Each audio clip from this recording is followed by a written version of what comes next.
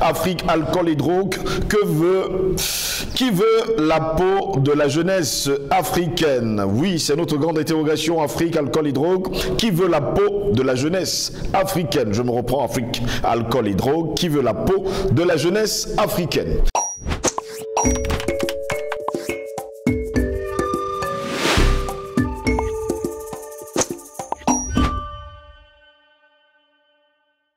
La nourriture de l'esprit, c'est l'information. Quand cette information manque, on parle de constipation mentale. Par conséquent, on s'accroche aux rumeurs, un langage ordurier, quartier-zard et bien d'autres choses qu'on ne saurait citer ici. Sur ce, mesdames, messieurs, bonjour. Très heureux de vous retrouver sur Panafricaniste TV, la chaîne de télévision des panafricanistes. Et bienvenue à cette autre édition de Parole panafricaniste. Mesdames, messieurs, depuis le début des années 91, l'Afrique est devenue une plaque tournante en ce qui concerne et ce qui a trait au trafic de drogue à destination du commerce international.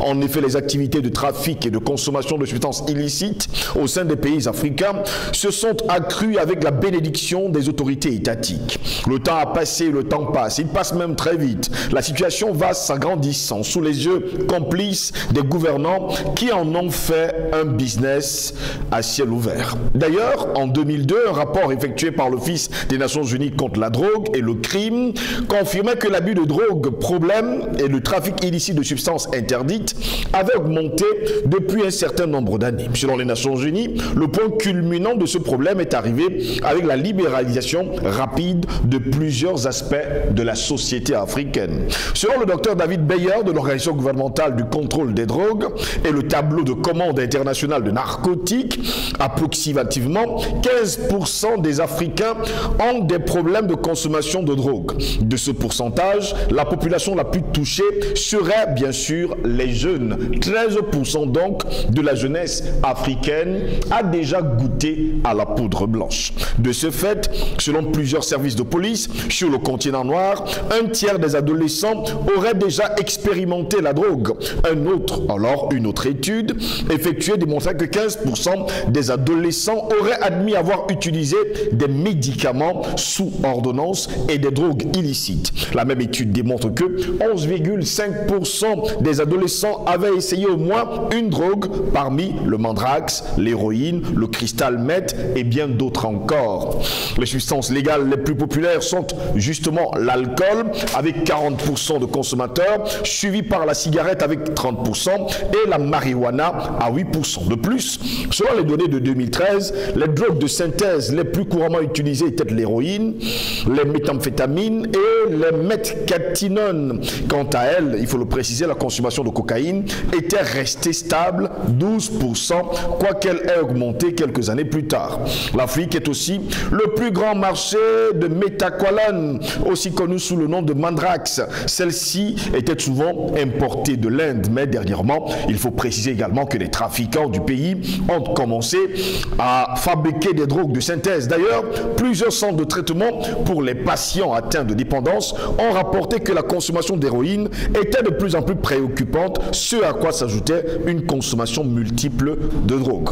Eh bien, mesdames, messieurs, selon le département d'État des États-Unis, plusieurs pays africains sont placés sous surveillance particulière du Narcotics Control Bureau. Il s'agit de l'Afrique du Sud, de la République démocratique du Congo, de l'Algérie, le Bénin, le Cap-Vert, l'Égypte, le Cameroun, le Ghana, la Guinée-Bissau, le Libéria, la Côte d'Ivoire, le Maroc, le Nigeria, le Sénégal et surtout la Tanzanie. Eh bien, mesdames, messieurs, ces pays sont lourdement aujourd'hui touchés par des drogues de synthèse, mais surtout par l'héroïne et surtout la poudre blanche aujourd'hui. Voilà pourquoi nous nous interrogeons: Afrique, alcool et drogue, qui veut la peau de la jeunesse africaine? Oui, qui veut la peau à la jeunesse africaine qui est aujourd'hui touchée?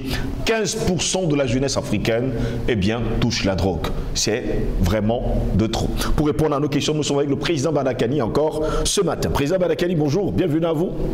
Mon cher Jocelyn Goss, bonjour. Merci de m'avoir invité. Vous parlez d'un sujet aussi préoccupant, qui a un rapport avec l'avenir de l'Afrique. Merci de m'avoir une fois de plus sollicité pour apporter ma petite contribution à la compréhension de ce sujet. Très heureux de vous avoir, Président Balakani. C'est toujours un réel plaisir de vous avoir sur le plateau parce que nous savons justement ce que vous valez et nous savons que vous allez répondre justement à nos questions encore aujourd'hui. Qui veut la peau de la jeunesse africaine? Alcool, drogue. Qui est derrière tout cela? Parce que nous, ce qui nous intéresse, qui est derrière et qui veut la peau de cette jeunesse africaine? On nous dit, Président Balakani, que le continent qui regorge le plus de jeunes, c'est le continent noir. Mais on a l'impression aujourd'hui que ce continent noir est touché par la drogue et l'alcool, pour ne pas dire les alcools, les drogues et les alcools. Qui veut donc à cette jeunesse africaine? D'abord, pour bien comprendre le phénomène, laissons de côté les rapports de l'ONU. L'ONU est au cœur. L'ONU est au cœur de cette dynamique mondiale de destruction de la jeunesse. Donc évidemment, ces rapports ne sont pas crédibles. Un rapport qui parle de la drogue et de l'alcool n'est pas un rapport, n'est pas valable parce qu'il a des données statistiques.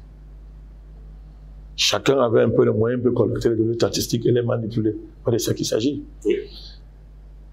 Un rapport qui parle de la drogue et de l'alcool dans le monde est crédible, c'est pas mon cher Jocelyn Gross, s'il met sur la table les véritables lois de ce phénomène-là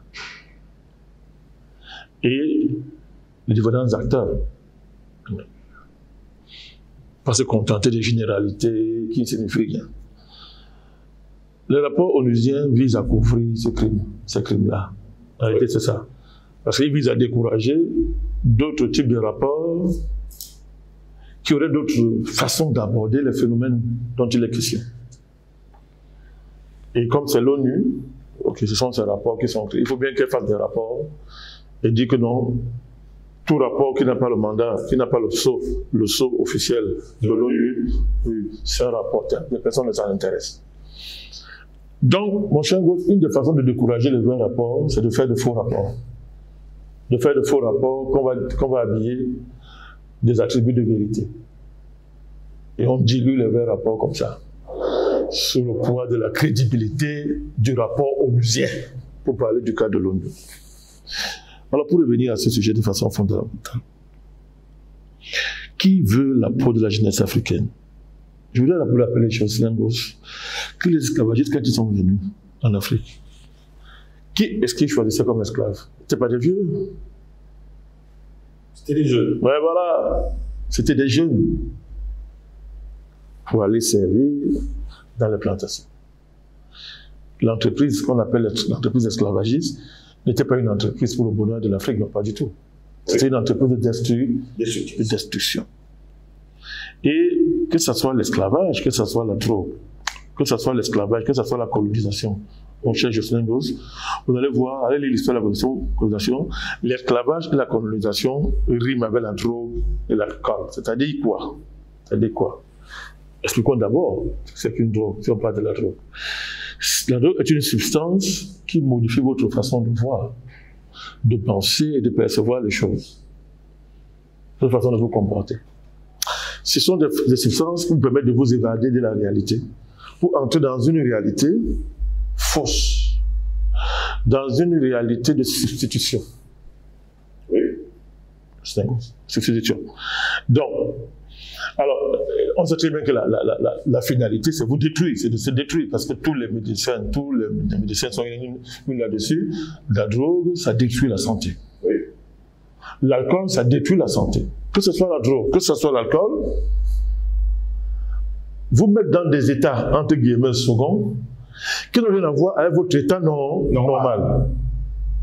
Votre état normal vous permet d'affronter la vie normalement, sous le prisme de la normalité.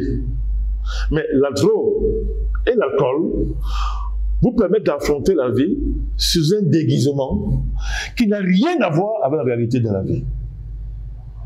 Je sais, quand quelqu'un boit, ou bien dépend de l'alcool, Oui. vous voyez que, en fait, c'est quelqu'un qui est dans un autre univers. Actuellement, totalement. L'univers de l'alcool. C'est-à-dire qu'il n'a rien à voir avec la vie réelle. Vous verrez qu'un alcoolique, la plupart du temps, ça va avec l'irresponsabilité. ça va avec la dégradation de votre santé et de vos facultés intellectuelles et morales. Vous êtes père de famille, c'est très grave, ça impacte directement votre famille. Exactement. Mais ce sont des phénomènes d'influence qui n'apportent pas le bien à quelqu'un. Ça n'a jamais fait du bien quelque part. Jamais. La drogue, c'est pareil. Tous les malfaisants ont un rapport avec la drogue, un rapport de dépendance. Nos jeunes, aujourd'hui, sont dans des dépendances extraordinaires à l'égard des drogues.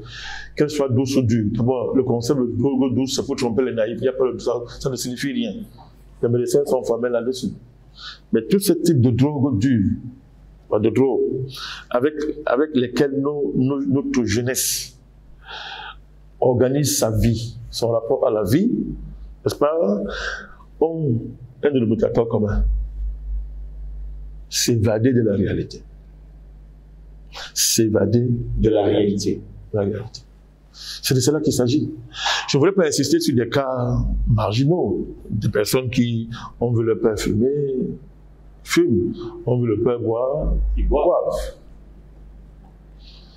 Même ça, même si on reçoit ça parce que, entre guillemets, par héritage, il y a entre guillemets, c'est pas une maladie héréditaire, hein, mais il dit par héritage. On a vu, on a gagné dans un environnement alcoolique où il y avait la drogue et on a été contaminé. Mais même là, c'est fuir la réalité. Il y a toujours un rapport une sorte de schizophrénie dans votre comportement à l'égard de la vie. C'est de cela qu'il s'agit, mon cher Justin. Donc, quand on dit, OK, qu'il y a intérêt qui veut détruire la jeunesse africaine, mais c'est clair et net. C'est-à-dire que les sociétés africaines ont été, comment on dit ça? C'est-à-dire que ne s'appartiennent plus depuis très longtemps. S'appartiennent plus depuis très longtemps. Les sociétés africaines sont soumises à une infra-existence. L'infra-humanité, c'est quoi? L'infra-existence, ou bien l'infra-humanité, c'est quoi? C'est une existence de la bête des sommes. C'est une existence difficile. C'est une existence de souffrance. Extrêmement laborieuse. C'est-à-dire que, bref, on va contourner. C'est l'esclavage. C'est l'esclavagisme. C'est-à-dire que vous travaillez comme un animal, vous ne recevez même pas le salaire de votre travail, vous ne vous appartenez pas, votre vie vous échappe. À tout point de vue, dans la douleur physique, dans la souffrance morale, dans la misère spirituelle. Bref, la vie est extrêmement difficile au point où on ne peut pas appeler ça la vie. C'est une vie au rabais, c'est une sous-vie, c'est une existence de chien. Les animaux sont même mieux, mais c'est un ennemi.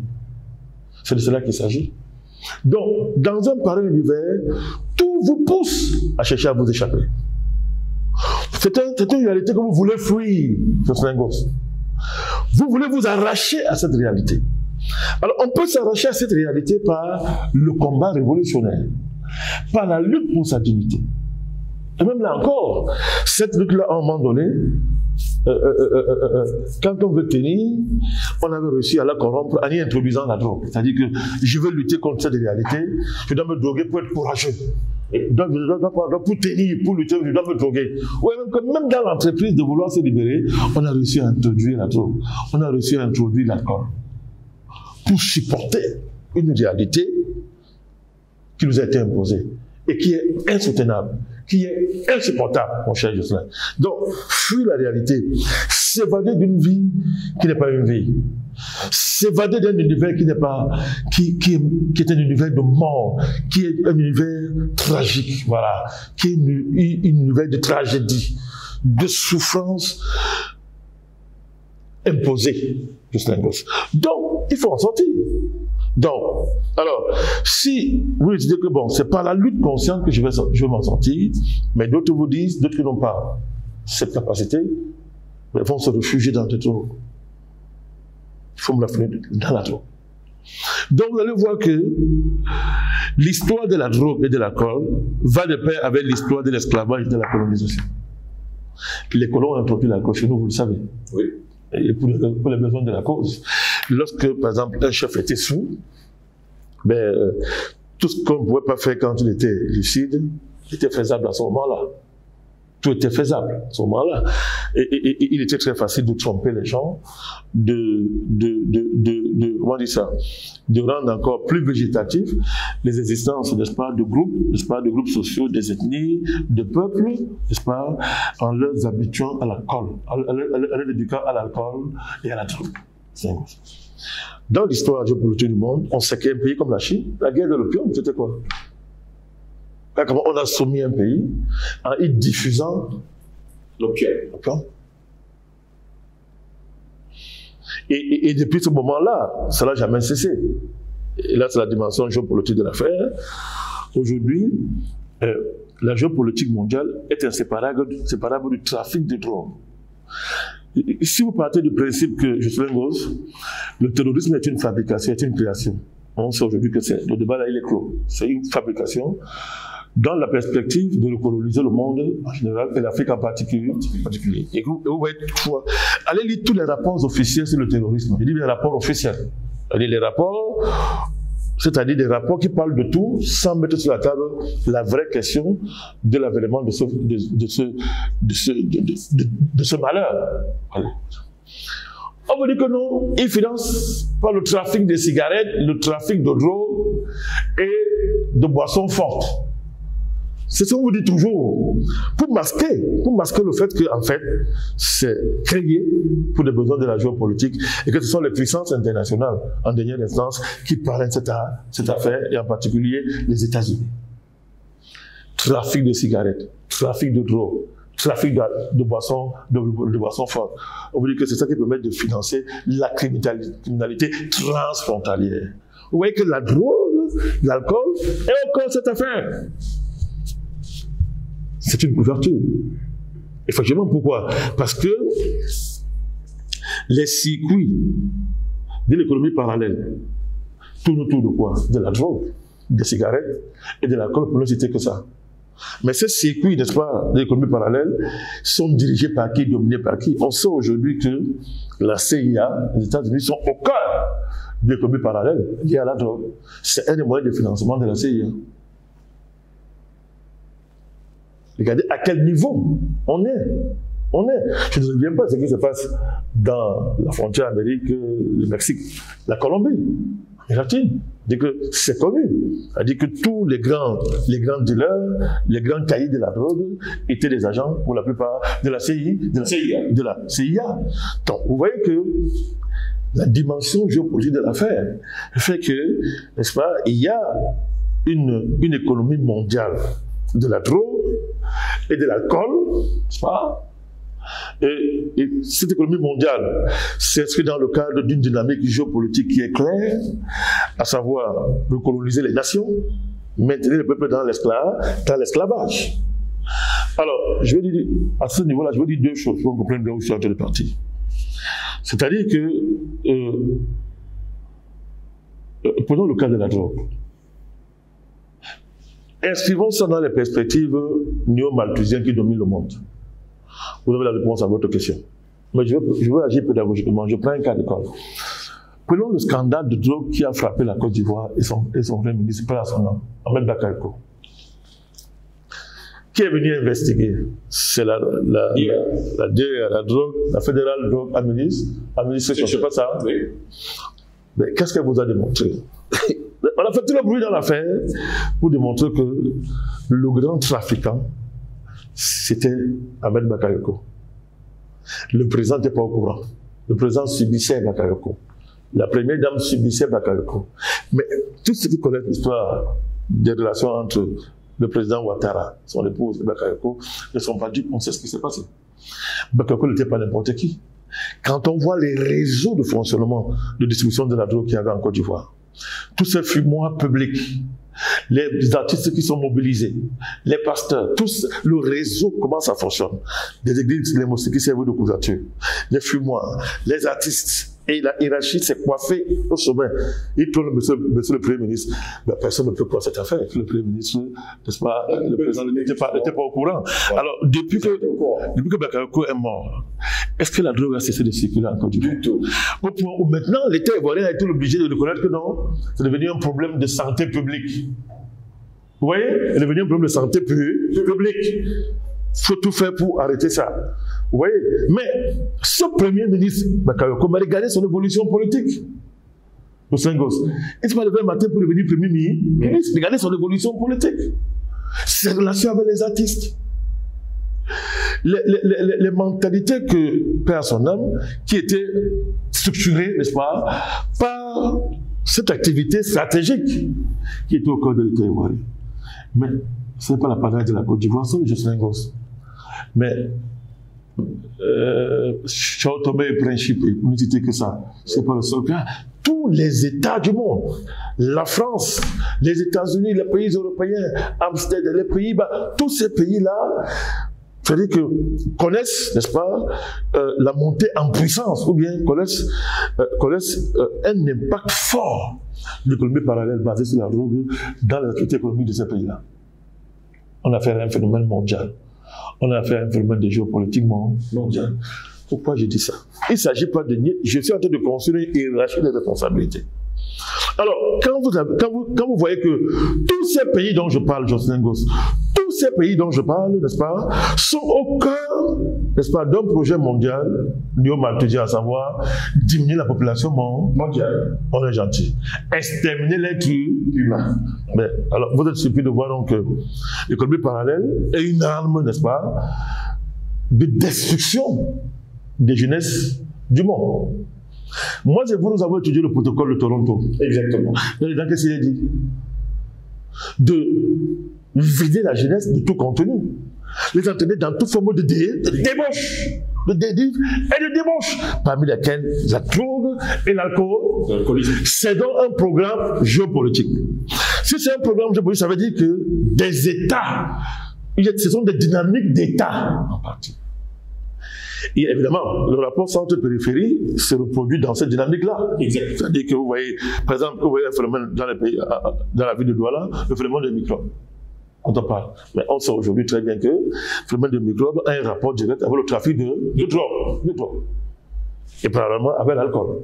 Vous voyez? Donc, vous voyez, et les autorités sont impliquées au point où on peut prendre une ville en otage. Vous voyez très bien l'imbrication entre criminalité et ce trafic de drogue. Mais derrière la criminalité, il y a la dynamique politique et géopolitique. C'est très important. Donc, dans tous les pays occidentaux, la consommation de drogue, y compris les drogues légales, est extraordinaire. Un pays comme les États-Unis, c'est une catastrophe nationale. La dépendance des populations américaines à l'égard de ce qu'on peut appeler comme on appelle les amphétamines, je crois, comme ça. Les amphétamines, c'est-à-dire des drogues déguisées. Vous allez en France, partout en Europe, c'est grave. Les gens n'en peuvent plus. Ils n'en peuvent plus. Les gens se réfugient dans des univers parallèles. Mais pourquoi, Jocelyn Goss? Mais parce que la vie est devenue impossible. La vie est impossible. Qui rend la vie impossible? Mais ce sont les classes dominantes. Les capitalistes qui ont concentré la richesse dans leurs mains. Dans leurs mains. Et qui ont concentré toutes les richesses dans leurs mains. Donc ça a rendu la vie impossible. Vous travaillez comme des bêtes de somme, vous vous endettez. Aux États-Unis, tout le monde est endetté. La dette pour la consommation. Après, il faut rembourser. C'est pas évident.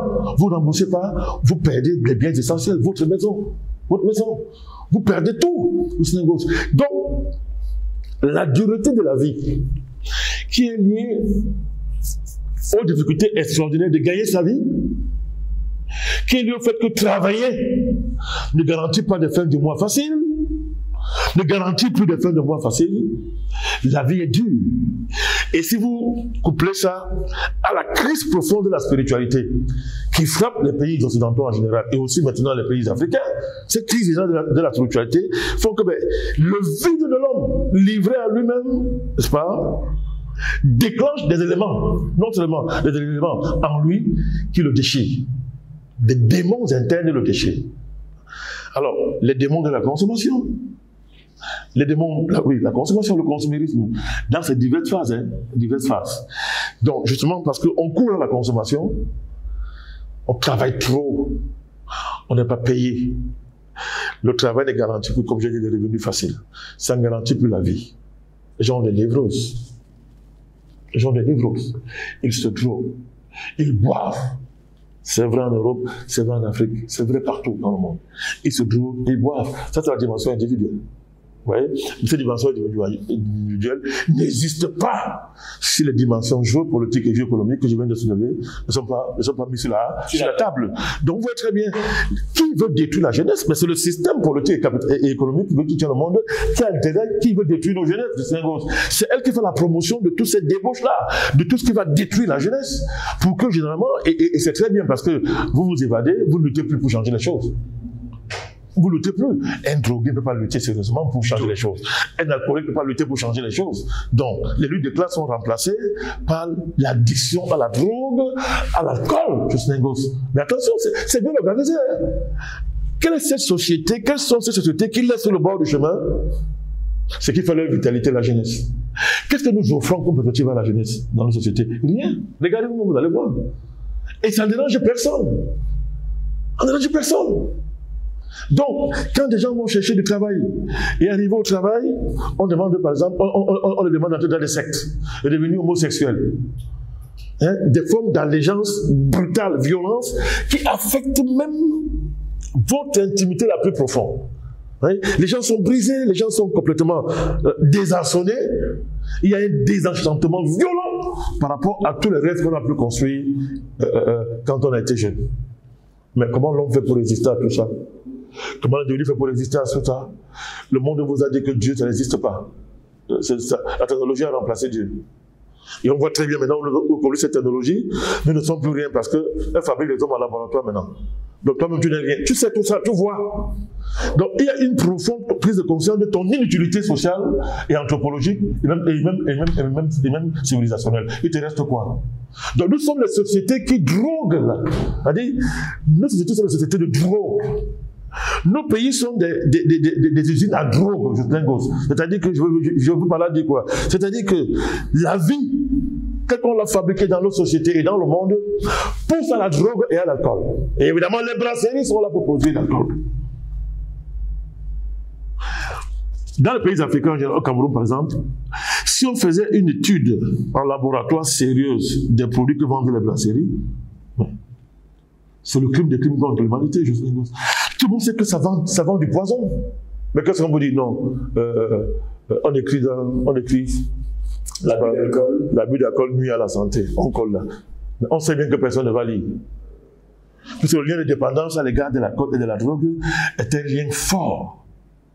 C'est un lien social. C'est un lien anthropologique, c'est ce que j'ai entendu vous dire. On sait bien que personne ne va lire ça. Mais on laisse faire. On laisse faire. Le Covid vous a dit quoi? Pourquoi tous les États étaient dans le Covid? Tous les États. Quel est ce consensus qui a lié les États dans l'imposition du Covid? Vous voyez très bien que derrière, il y a le consensus malthusien. Au niveau géopolitique, et les acteurs de Malthus, n'est-ce pas, dans le monde, les familles, les classes familles, les Rockefeller, les consorts, les mondialistes, ont réussi à amener tous les États à s'entendre pour imposer le Covid. Et le but était quoi? Tuer les gens. Pourquoi?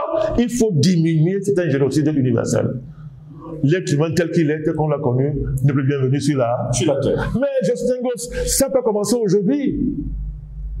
Donc, toutes les violences sociales, économiques, culturelles qu'on a vécues, la vie qui est dure, le travail qui ne garantit plus les revenus faciles à quelqu'un à la fin du mois, tous ces systèmes d'organisation qui nous privent d'accéder aux biens basiques de base. Mais c'est une vieille histoire, c'est une vieille construction dont l'aboutissement est justement ce génocide universel. On peut plus voir l'homme sur la et vous me posez la question qui veut détruire la jeunesse africaine, qui en veut en leur jeunesse, mais ces forces-là sont connues, ces forces économiques, ces forces sociopolitiques qui tiennent le monde, qui ont construit l'économie mondiale, qui ont imposé le système sur lequel nous vivons. Ce sont elles qui ne veulent pas voir, qui craignent cette jeunesse nombreuse, vigoureuse, dynamique. Elle fait peur, Justin Goss. Elle incarne la vie. On veut plus voir la vie sur cette terre, c'est de ça qu'il s'agit. Alors il faut la corrompre. Mais quoi de mieux que ça? Mais il faut la livrer à la drogue, s'organiser. Il faut la livrer à l'alcool, s'organiser, Justin Goss. S'organiser. Je ne veux pas nier les responsabilités individuelles. Hein. C'est-à-dire que vous, là, vous ne buvez pas. Non. Vous ne prenez pas d'alcool. Mais des gens comme vous, ils ne sont pas non plus. Les gens comme nous, ce n'est pas nombreux. Donc, il y a cette dimension individuelle qu'il faut pas nier. C'est-à-dire que la décision volontaire, la décision de se livrer à ce genre de choses. Mais si un État voit que c'est mauvais, que ça détruit, mais pourquoi il laisse? Pourquoi il laisse alors? Pourquoi il laisse? Tu prends les amis au pays au Cameroun. Le Cameroun, ne parlons pas de notre pays, parlons du Cameroun. Le phénomène des oiseaux à l'époque, vous l'avez connu, c'était fait, non? Mais comme ce phénomène mettait en danger les intérêts de l'État, l'État se donnait les moyens de mettre fin à ça, non? Oui. Quand un phénomène nuit l'État, mais l'État se donne les moyens de mettre fin à ça. Mais pourquoi on laisse la drogue et l'alcool détruire la jeunesse dans les pays africains? On laisse. Donc pour dire quoi? Pour dire que la dimension individuelle, il faut la relativiser. Par le fait qu'il y a une organisation politique et géopolitique qui travaille à ce que la jeunesse se détruise dans la dépendance à l'égard de la drogue, à l'égard de l'alcool. C'est de cela qu'il s'agit. Si on ne comprend pas ça, si on extrait ces fléaux-là de ce cadre général que nous venons de dégager, on ne comprend pas cette affaire. On commence à faire de la moralisation. On devient des prédicateurs de notre genre. On dit aux jeunes, ne vous buvez pas, ne vous droguez pas. Mais c'est bien beau. Mais en lieu et place, on donne quoi? Qu'est-ce qu'on offre à cette jeunesse? Je suis un gosse. Mais la vie est très dure dans nos pays. Très, très dure. La vie est très dure dans nos pays. L'aliénation et la maladie, et toutes sortes de maladies mentales et psychologiques qui travaillent nos jeunesses sont manifestées parce qu'on voit dans la Méditerranée. Des gens cotisent, des gens épargnent 6 millions pour aller mourir dans la mer. D'autres qui n'ont rien se battent pour arriver. Quitte à mourir. Donc, nous sommes en phase de dynamique sociale. Il y a un prêtre très connu, le père Angel Benvin, que vous avez connu. C'était un grand théologien camerounais, qui a développé un concept qui m'a beaucoup frappé à son temps, c'est qu'il appelle ça le concept de paupérisation anthropologique. La paupérisation anthropologique. Moi, j'ai ajouté paupérisation anthropologique et civilisationnelle. C'est-à-dire que paupériser l'individu, ça veut dire qu'il développe la thèse, il dit que les individus sont riches. Ils sont riches de leurs héritages civilisationnels, ils sont riches sur le plan anthropologique parce qu'ils ont des racines anthropologiques. Il y a un ensemble de garde-fous que les sociétés ont élaborés. Des tabous qui ont été mis en place à tout point de vue pour normer les activités économiques, les activités sociales, culturelles, tout ce que vous voulez, permettant à l'homme de ne pas s'appauvrir anthropologiquement, de ne pas s'appauvrir spirituellement, de ne pas devenir une loque, de ne pas être tellement faible au point d'être livré comme ça à tous ces fléaux-là. Alors, il démontre que la civilisation capitaliste appauvrit anthropologiquement les individus. Oui, la paupérisation anthropologique de l'homme. Mais c'est un paradigme qui sied merveilleusement à un élargissement en termes d'analyse de la situation de l'homme dans le monde d'aujourd'hui. Je suis un gosse, nous sommes victimes d'une paupérisation anthropologique et civilisationnelle. Nous sommes victimes d'une paupérisation spirituelle la plus avancée de toute l'histoire de l'humanité. On nous vide de notre essence, on nous vide de ce qui fait l'homme. Ce n'est pas le manger, le boire qui fait l'homme. Non, mais c'est la capacité à être conscient de soi, qui est une donnée spirituelle, qui est une donnée morale, qui est une donnée mentale, tout ce que vous voulez. Mais cette capacité qui nous fait homme, et nous avons la conscience de notre dignité, qui fait qu'on ne négocie pas. On ne négocie pas. Donc vous voyez, à partir du moment où je commence à vouloir m'évader, d'abord je me fuis, je me vade d'abord de moi-même. Il y a une forme de haine de moi que la situation sociale m'impose, parlons comme ça, que ma vie m'impose, que je rejette. Cette haine de moi est le symbole de la défaite de l'homme. Mais des forces ont travaillé pour ça depuis très longtemps. Des forces socio-économiques et politiques que je viens de citer ont travaillé pour... C'était leur bataille depuis très longtemps que nous confessions notre défaite à être homme. Que nous admettons que Dieu s'est trompé à nous créant. En fait, que c'était une horreur. C'est-à-dire que ça ne se justifie pas. Donc j'ai honte de moi-même. Je me déteste. Parce que ma vie ne correspond pas à mes rêves, à mes aspirations. Il faut que tu me vades. Ils dansent, ils sont contents. Et puisque tu t'évades, si tu veux t'évader et qu'il n'y a pas la drogue, tu vas faire quoi? Non, la drogue est prête là. Mais ça sort d'où? C'est toujours là à côté de toi. C'est toujours là pour de toi, c'est prêt à porter. C'est à ta portée. Vente à portée. On appelle comme ça, chez nous, Cameroun. Les gargots. Vente à portée. C'est là à ta portée. Tu prends seulement, tu consommes. Maintenant, c'est dans les écoles au Cameroun, partout dans les écoles. Dans les écoles, partout, c'est là. C'est là. Nos enfants sont devenus des grands fumeurs à l'école. L'école apprend plutôt à fumer la drogue. Quand on va à l'école, on devient drogué. On devient soulard. Vous voyez, vous regardez l'environnement proche des écoles et des universités. Débit de boissons, boîte de nuit, en plein jour, boîte de jour maintenant, c'est boîte de jour, avec des photos qui dépassent, c'est-à-dire que des photos pornographiques d'une violence pas possible. On vit au-dessus de tout le monde. C'est pas un complot objectif, ça. Qu'est-ce qu'on va encore dire que quoi? On dit mais on a l'impression que les États sont organisés pour dire que non, c'est une bonne chose d'ailleurs. C'est ça qu'il faut. À défaut de vous vacciner, détruisez-vous par l'alcool et la drogue. On atteint le même objectif d'une façon différente. On atteint le même but d'une façon différente. Vous êtes trop nombreux, vous nous causez problème. On ne peut pas voler en paix. Vous êtes nombreux. Vous pouvez faire foule pour nous renverser. Donc tout ce qui peut diminuer votre nombre est bien vu. Mais donnez-moi une autre explication que celle-là, quand on voit la manière dont les États se comportent face à ça. Il y a un phénomène qu'on appelle le chicha au Cameroun. Oui, c'est consommation à la...